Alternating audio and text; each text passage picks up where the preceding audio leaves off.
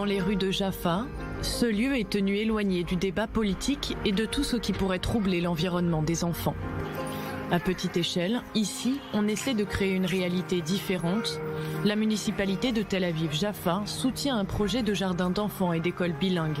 Le résultat de pression exercée par les parents et l'organisation Yad Beyad, main dans la main, en arabe et en hébreu.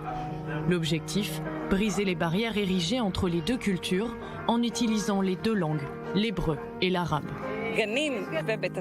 Nous travaillons avec un réseau national pour les écoles et jardins d'enfants bilingues, pour les personnes qui veulent que leurs enfants étudient avec des enfants divers, pour qu'ils connaissent les différentes cultures, identités et langues. C'est ce qui se passe ici. Ce projet est le produit d'une vision qui se veut hors des stéréotypes traditionnels et sociaux. Les parents souhaitent que leurs enfants dépassent l'obstacle de la langue afin de leur ouvrir plus de portes.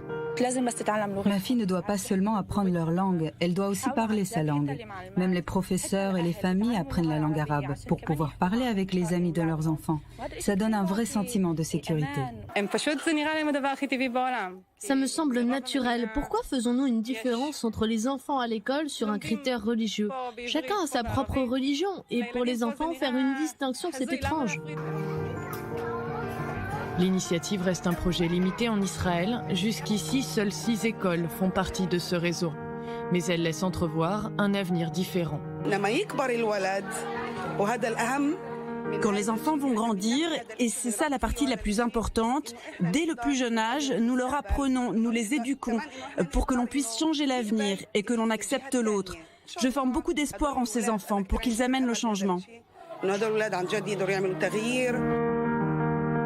أتمنى أن يكون روضات ومدارس كهذا في كل مدينة مختلطة ببلدنا المشتركة ونعيش مع بعض بسلام وبمساواة. Ces écoles bilingues accueillent aujourd'hui en Israël près de 1900 enfants de 3 à 18 ans.